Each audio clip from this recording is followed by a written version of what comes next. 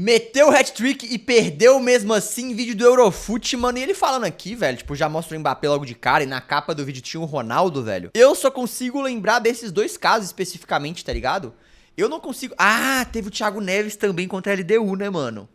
Teve o Thiago Neves também. Pô, mas são esses três casos que eu consigo lembrar. Vamos ver se tem algum aqui que a gente não conhece. Tem dia que não adianta, o craque da equipe pode meter 3 buchas e mesmo assim, se os seus companheiros não colaborarem, não vai ser suficiente. Então nesse vídeo a gente vai na história da Champions pra lembrar de 6 casos. Olha, só na Champions, então o Thiago Neves não entra, hein, mano. Casos em que o cara meteu um hat-trick e ainda assim perdeu o jogo. Começamos na temporada 2010-2011, quando um tal de Gareth Bale, ainda antes de ir pro Real Madrid, né, chegava com o Tottenham pra terceira rodada da fase de grupos da Liga dos Campeões. E os caras iam enfrentar simplesmente a Inter de Milão, que naquele momento era a atual campeã, e na casa deles, lá na Itália. A Inter já não era mais treinada pelo Mourinho, né, e sim pelo Rafa Mas calma, tipo assim, essa Inter aí, mano, atual campeã, já não era uma Inter pica, tá ligado? Porque, tipo assim, a Inter de Milão foi campeã com o Mourinho, mano, e o Mourinho armou um esquema muito cabuloso, tá ligado? Tipo assim, sabe aquela temporada que todos os jogadores compram a ideia do treinador e o time dá tudo certo pro time? Fica encaixadinho? Foi isso que a Inter fez pra ganhar aquela Champions, tá ligado? Então, tipo assim, a chance de repetir o feito na temporada seguinte era muito difícil. Tanto que o próprio Júlio César, que era um dos ícones da Inter na época que a Inter ganhou a Champions, mano, se eu não me engano, na temporada seguinte ia dar uma caída de nível, tá ligado? Que teve uma passagem horrível lá, mas o fato é que eles tinham conseguido manter boa parte do elenco vencedor da Tríplice Coroa em 2009 e 10, e também contavam com uma joia que vinha ganhando minutos em campo, um tal de Felipe Coutinho. Então a Inter era muito favorita e pra piorar, o goleirão Gomes foi expulso logo no comecinho. E aí com 15 minutos de jogo, simplesmente o Zanetti meteu um gol, o Eto'o outro, o Stankovic mais um, e a Inter ia humilhando 3-0 o galão de Londres por 3-0, quando ainda no primeiro tempo o Eto'o deixa mais um. Aí tu pensa, 4-0 só na etapa inicial, contra um time que tá com 10 em campo, o segundo tempo os caras vão tirar o pé ali e só cumprir tabela mesmo. Mas como diriam os filósofos gregos, na frente do Totão e do nosso Slovan Bratislava, não dá pra vacilar. E foi aí que começou a aparecer o ponto esquerda do ataque do Tottenham. O Bale naquela época ainda buscava se consolidar como um jogador ofensivo, já que ele tinha começado a carreira atuando de lateral, né? E vale lembrar que a gente tá falando da temporada 2010-11, mas a temporada mais cabulosa do Bale foi lá em 2012-13, né? Então se em 2010-11 ele ainda era um pouco mais desconhecido, talvez faltasse um grande jogo internacional pra ele chamar de seu, depois desse dia parou de faltar. Porque os... eu ia falar isso depois que ele contasse o jogo, tipo assim, eu acho que foi o primeiro grande jogo do Bale que todo mundo falou assim, mano, esse cara aí, ele é bom, pô. Tá ligado? 5 minutos do segundo tempo, ele partiu pela esquerda, deixou defensores comendo poeira e completou no cantinho pra fazer o primeiro. Aí depois... Não foi defensores não, foi tipo assim, o Zanetti comendo poeira, tá ligado? Já no final... O Zanetti era pica. Do jogo, né, nos acréscimos, ele fez simplesmente uma cópia carbono do seu primeiro gol, basicamente. De novo ele deixou os defensores na poeira e de novo ele chutou no cantinho do gol do Júlio César. E aí logo depois o Bale recebe mais um passe, mais ou menos na mesma posição dos gols anteriores, e chuta de novo no canto da mesma maneira. O Júlio César nem pulou, tá ligado? Completando o seu hat-trick de uma forma insana, porque ele finalizou 3 vezes mais ou menos do mesmo lugar, mais ou menos do mesmo jeito, e além disso nos 3 lances o lendário Zanetti não conseguiu acompanhar. Em todos os 3 replays tu pode ver que ele tava grudado no Bale, mas em nenhuma vez ele conseguiu desarmar o cara ou impedir os chutes, né? Mano, mas é fora porque tipo assim, cara, por exemplo, todos os jogadores que são conhecidos hoje, eles fizeram a galera de capacho em algum momento da carreira, tá ligado? Só que antes deles serem conhecidos, mano, a galera não vai dar tanta atenção pra ele, tá ligado? Você acha que o Zanetti, quando foi fazer esse jogo aí, foi o pré-jogo dele, ele falou assim, mano, tem que tomar cuidado com esse tal de Bale aí? Lógico que não, pô. Lógico que não, velho. Só que aí quando ele viu lá, pô, falou, que isso, mano? O moleque corre muito. E aí o Bale começa a pegar a fama e os próximos marcadores do Bale começam a ter atenção com ele. Mas não vai ser o Zanetti que vai ter essa atenção, tá ligado? Porém o jogo acabou assim. Então o Bale fez um hat-trick e perdeu o jogo de qualquer maneira. Com certeza, mas também o Peter Crouch era atacante do Tottenham na época, mano. Pelo amor de Deus. Mas os 3 gols significaram sair de uma derrota acachapante pra uma partida memorável que a gente lembra anos depois, né? É verdade. E que possivelmente deu um gás pros jogadores do Tottenham pra depois derrotarem essa mesma Inter de Milão alguns dias mais tarde. Inclusive inclusive com direito a outro espetáculo do Bale naquela partida pra esquecer do lateral Michael. Foi o... Aí, ó, tá vendo? E o Michael foi um cara que jogou muito quando a Inter ganhou a Champions. A gente sabe que depois o Bale vai acabar no Real Madrid, mas lá no Real teve outro brasileiro que fez algo semelhante. Em 2003, o Real Madrid vinha The Phenomenon. de um título de Champions e tinha simplesmente se reforçado com a chegada de Ronaldo Fenômeno, que buscava levantar sua primeira orelhuda. Aí os merengues enfrentavam o Manchester United de Sir Alex Ferguson lá na Inglaterra, buscando uma vaga nas semis, sendo que o jogo de ida tinha sido 3-1 pro Real no Santiago Bernabéu, então eles tinham uma boa vantagem, né? Só que o Manchester United tinha uma equipe brutal. Deixa eu ver aqui, ó. O goleiro é o Barthez, Scholes, Van Nistelrooy. Esse cara carecão eu não conheço. Ferdinand. Esse cara é o... Quem é esse cara lá do Ferdinand? Oxi. É o Oxi. Não, eu sei quem é esse cara, mas não tô lembrando o nome dele. Esse cara aqui eu também não conheço. Ryan Giggs, não conheço. Gary Neville e David Beckham. Pô, é um bom time, mano. E foi nesse contexto que o Ronaldo Fenômeno brilhou demais. Ele abriu o placar logo aos 12 minutos de jogo, uma finalização absurda no canto do goleiro. Aí depois veio o United empatar com o Van Nistelrooy, né? Mas o R9 tava aguardando o seu show particular pro segundo tempo. Logo aos 5 minutos ele recebeu um presentaço do Roberto Carlos e aí só precisou completar pro gol vazio, tranquilo, 2-1. O United empata novamente, né? Com uma lambança do zagueirão Elgueira do Real Madrid, que fez um gol meio que de letra invertida, né? Esquisitíssimo, foda, mas né, lá na mano? frente o Ronaldo logo compensou. Pô, deve ser muito ruim, né, velho? Tipo assim, o Ronaldo, pô, o cara meteu um hat-trick, aí o bagre do Elgueira regaçou tudo, pô. Tá ligado? Se eu, tipo assim, se quando eu sou o bagre na pelada eu fico puto com mim mesmo, e quando um bagre rebenta a pelada eu fico puto com o bagre, mano, pô, imagina o Ronaldo e o Elgueira nesse dia. Os dois devem ter ficado maluco com o próprio Elgueira, tá ligado? Isso, ele baixou pra buscar jogo, recebeu o passe na meiuca e Esse foi é um golaço. carregando, se posicionando. E aí, feito um lance de videogame, aí armou um daqueles petardos inacreditáveis É o de fora da finesse. área, que o torcedor Nem foi meio de que já finesse, não, foi de sabe forte que vai mesmo. entrar na hora que a bola... Pô, mas sabe uma coisa, tipo assim, negativa desse goleiro aí, o Barthez? Acho que ele era baixo, velho. 1,80. O Barthez tinha 1,80, velho. Que isso, mano? Ele é 4 centímetros mais alto que eu. Hoje um goleiro de 1,80 não passa nem na base. A bola sai do pé do cara. Essa é a verdade. Hat-trick pro Ronaldo Fenômeno, que saiu de campo ovacionado pela própria torcida do Manchester United, tá? Lógico, Esse jogo é. aí é histórico pra carreira do R9, como a gente contou no vídeo especial que fizemos sobre ele aqui no canal. Só que aí o que acontece? Depois que o Ronaldo foi substituído, entrou o Beckham no time do Manchester United, ele guardou um doblete e virou o jogo pra 4-3 pros Red Devils. Então é mais uma vez que o cara faz quase tudo sozinho, mete 3 buchas e ainda assim perde o jogo, né? Imagina a tristeza. Na moral, o perder o jogo que é o foda, tá ligado? Tipo assim, você perdeu o confronto, velho. Beleza, porque não deu lá no primeiro jogo, não deu certo. Mas perdeu o jogo. Você meteu 3 gols. E seu time conseguiu tomar 4, aí é revoltante. Mas, cara, não teve Revoltante. jeito, o Fenômeno levou a bola pra casa, classificou o Real Madrid pra semis mesmo assim, né? E tu ser ovacionado pela torcida rival é uma Ah, ele classificou, achei que tinha sido coisa eliminado. que fica marcada na carreira de qualquer um. Os fãs do Na minha cabeça, o Ronaldo não ganha essa Champions por causa desse jogo. Que loucura. Manchester United Viajei. não conseguiram não reconhecer o que tinha acabado de acontecer. E sem dúvida essa é a melhor derrota da carreira do R9.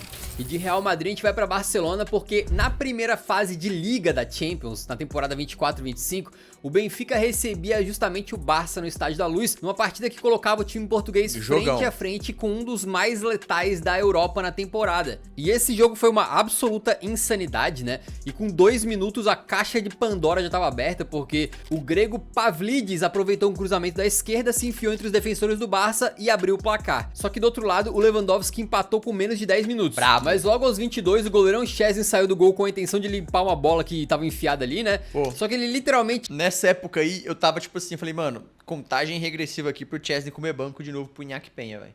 Tem condição o cara fazer isso aqui não.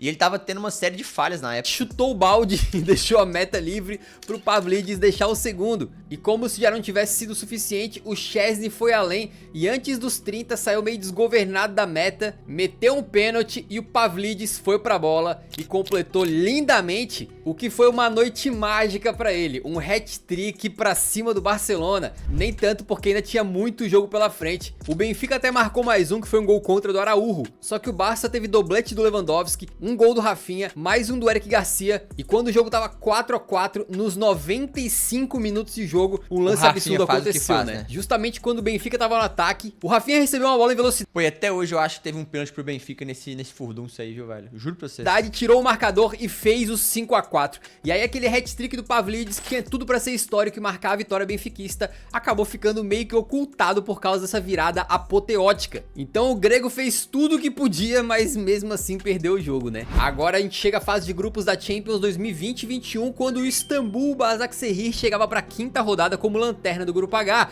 contra o time do Leipzig, que brigava de foice com o Manchester United e o PSG pela liderança do grupo. Aquele time do Leipzig tinha nomes que hoje são interessantíssimos, hein? O Sorloth, o Dani Olmo, o Sabitzer, e a zaga dos caras era Konaté e o Pamecano.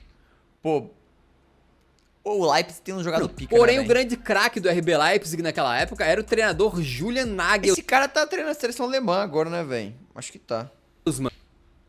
Que vinha se tornando proeminente, ganhando fama aí por ser um cara muito jovem e que já vinha fazendo um trabalho brilhante, sendo cobiçado por grandes clubes. Porém, quem brilhou de verdade não foi ninguém lá do RB Leipzig, né? Foi um camarada do Basaksehir. Ele se chama Cavete e não tem problema nenhum se você não conhece o cara, porque ele realmente tem uma carreira bem modesta, ainda mais pra nós aqui que acompanhamos as principais ligas, né? E talvez não tanto o turcão. Mas a verdade é que nesse dia o cara brilhou, cara. Com uma paulada absurda numa jogada ensaiada de escanteio, ele buscou o gol nos acréscimos do primeiro tempo pra fazer o 2 a 1, já que o Leipzig tinha metido duas buchas antes, né? E aqui é bem importante a gente falar que esse camarada Cavete era um meia de poucos gols. No momento que ele faz esse contra o Leipzig, era apenas o terceiro dele na temporada inteira. Aí na volta do intervalo, o Leipzig faz o terceiro com o Dani Olmo, porém o tal do Cavete tava brincando de fazer golaço de fora da área e deixou o segundo, quase de um jeito meio Robin, né? Ou Rubem.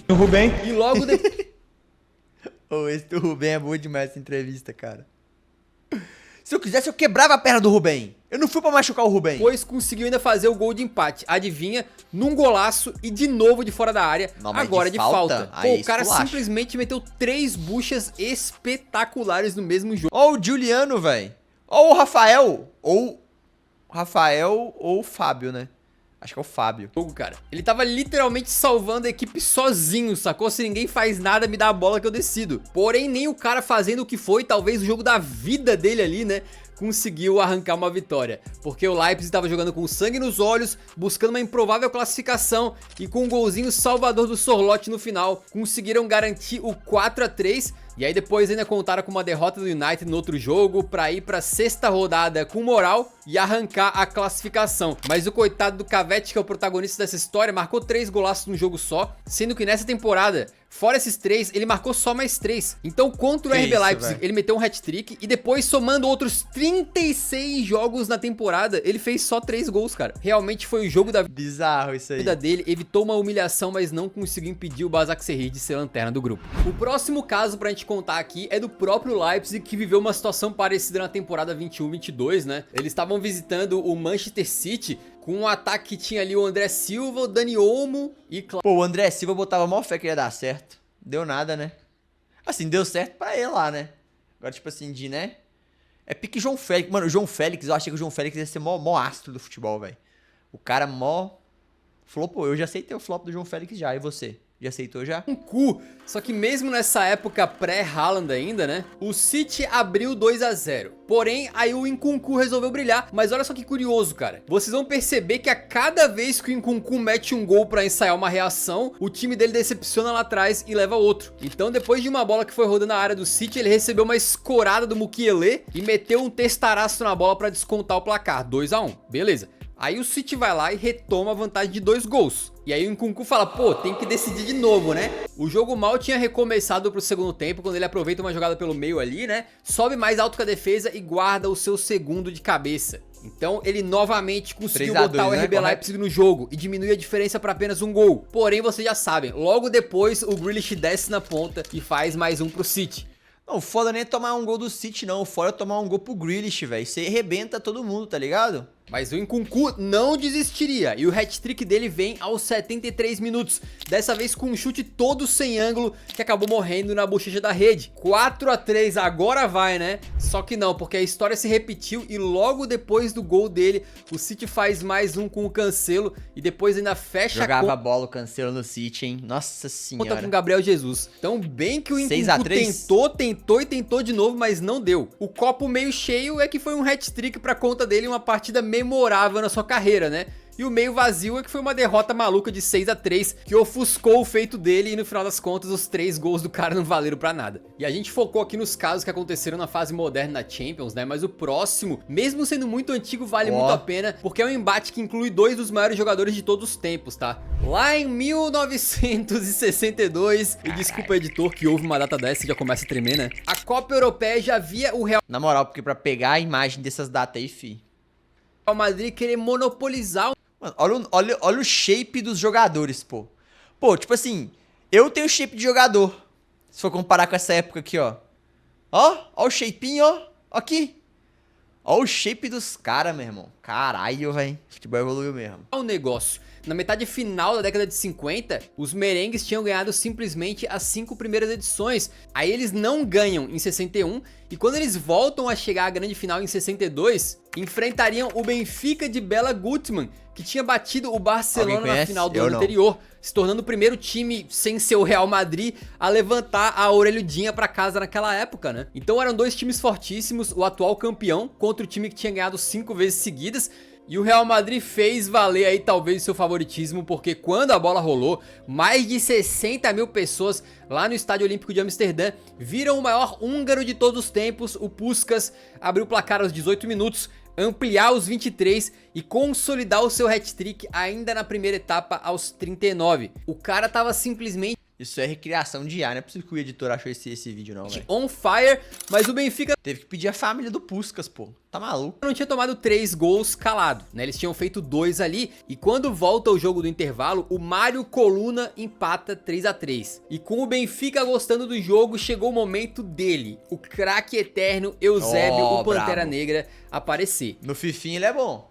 Na vida real eu nunca vi. Ele converteu um pênalti aos 64 e depois guardou um belo chute de fora da área 5 minutos depois, fazendo o Benfica meter 5-3 no Real Madrid e conquistar o seu bicampeonato europeu Aí ficou ruim pro Puskás, hein? consecutivo, enterrando o hat-trick do Puskás, que começou o jogo com tudo, mas não teve jeito. O cara meteu um hat-trick e ainda assim perdeu o jogo. E esse aqui é o caso mais triste da lista, porque era uma final, cara. Imagina você meter Mano, é tipo o Thiago Neves, então. 3 gols tá numa ligado? final e não ganhar, não ser campeão. Mbappé que o diga. E se o Eusébio brilhou muito nessa partida, lembrem-se que a gente tem um vídeo mais que especial contando toda a história do Pantera Negra em detalhes, inclusive dessa mesma final aí vencida pra cima do Real Madrid. Vale a pena clicar nesse vídeo que tá aparecendo na tela e conhecer melhor a história de um dos maiores craques E tipo assim, que o futebol já viu.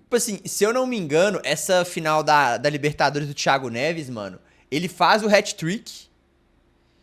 E aí depois eu acho que na disputa de pênaltis ele perde o pênalti, eu acho, não é? O Thiago Neves fez um hat-trick na final da Libertadores.